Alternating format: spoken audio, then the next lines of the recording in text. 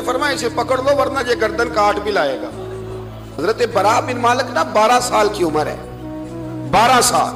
نبی پاک گلی سے گزر رہے تھے تو دوڑ کے آ گئے۔ حضور نے فرمایا بیٹے کیا ہوا؟ عرض کرنے لگے حضور کوئی حکم بتائے، میرا بھی دل کرتا ہے عمل کروں۔ تو حضور نا چھوٹے چھوٹے کام بتاتے ہیں، دکان سے، یہ بچوں کو یہی بتانا ہوتا ہے نا، دکان سے لے آ، یہ کر دے، فلاں کو بلا لے۔ لیکن حضور ان کی غیر موجودگی میں ان کا ذکر بڑا کرتے۔ ایک دن کچھ لوگ کہنے لگے حضور بڑا ذکر کرتے ہیں پر وہ کرتا تو چھوٹے موٹے کام ہے بچہ۔ نبی پاک نے ایک دن ارادہ کیا کہ ان کو تجربہ نہ کرائیں کہ وہ پیار کتنا کرتا ہے۔ رسول کریم فرمانے لگے میں جو کہوں گا کرو گے؟ حضور کروں گا۔ فرمایا جاؤ اپنے باپ کی گردن کاٹ کے لاؤ۔ کس کی جی؟ حضور نے فرمایا جا اپنے ابا کا سر کاٹ کے لاؤ۔ تو وہ دوڑے۔ ایک روایت میں ہے کہ مولا علی کے گلے میں تلوار لٹک رہی تھی، یوں کھینچی، اور اس نے جذبات سے دوڑے کہ حضور نے فرمایا اسے پکڑ لو ورنہ یہ گردن کاٹ بھی لائے گا، پکڑ لو اسے ورنہ یہ کاٹ دے گا۔ اللہ کی قدرت کے تھوڑا وقت گزرا تو وہ بیمار ہو گئے۔ دن میں 2 مرتبہ میرے نبی پاک تیمارداری کرنے جاتے۔ ایک شام رسول کریم تشریف لے گئے تو حضور سرانے بیٹھے، ماتھے پہ ہاتھ رکھا تو کریم محبوب ان کے باپ کی طرف کان میں کچھ کہا ان کے بالی سے، حضور رونے لگے۔ اور پھر حضور نے دوبارہ ماتھا چوما، پیار کیا اور چلے گئے۔ حضرت برا بن مالک چھوٹی عمر تھی، کچھ نے لکھا طلحہ بن برا نام تھا ان کا۔ تو حضرت طلحہ بن برا نا اپنے ابا کو قریب بلایا اور چارپائی میں بٹھایا، کہنے لگے ابا جی حضور کیا فرما گئے؟ کہا بیٹا تیرے والی بات نہیں۔ کہا نہیں بتائیے۔ کہا نبی کریم علیہ السلام نے فرمایا کہ شام کو نا میرے طلحہ کا انتقال ہو جائے گا، اور جب اس کی روح پرواز کر جائے تو مجھے خبر کرنا، میں آ کے جنازہ پڑھاؤں۔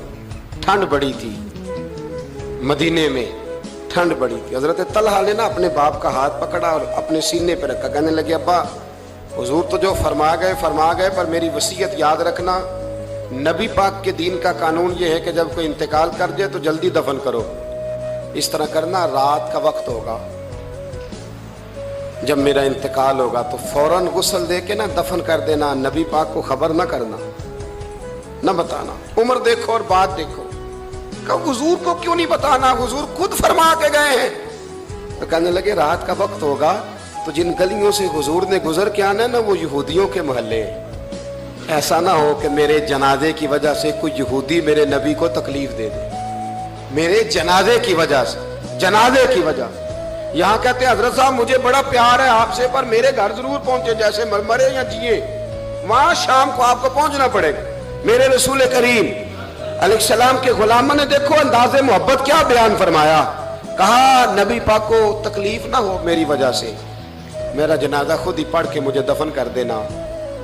ان کا انتقال ہو گیا، رات کو دفن کر دیا، صبح حضور تشریف لائے، وہ محبوب جنہیں اللہ نے غیب کے خزانوں کی کنجیاں عطا فرمائی۔ فرمایا بتایا کیوں نہیں؟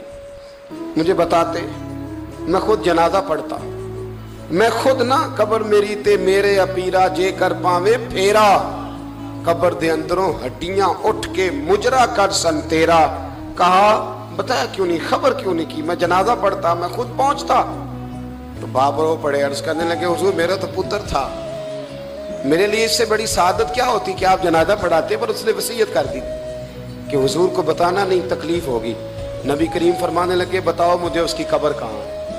اور یارو غور کرنا، ساری دنیا گنبد خضرا روضہ رسول پہ اور نبی پاک ایک غلام کی قبر پہ تشریف لے گئے، خود نبی کریم گئے، اور آج حضور نے دعا انوکھی فرمائی، فرمایا اے اللہ جب میرا طلحہ تجھ سے ملے نا تو ذرا اس سے مسکرا کے بات کرنا، جو تیری شان کے لائق۔ رسول اللہ کی محبت، نبی پاک کی غلامی، رسول اللہ کا پیار۔ اعلیٰ حضرت کہتے ہیں جان ہے عشق مصطفیٰ، روز فضو کرے خدا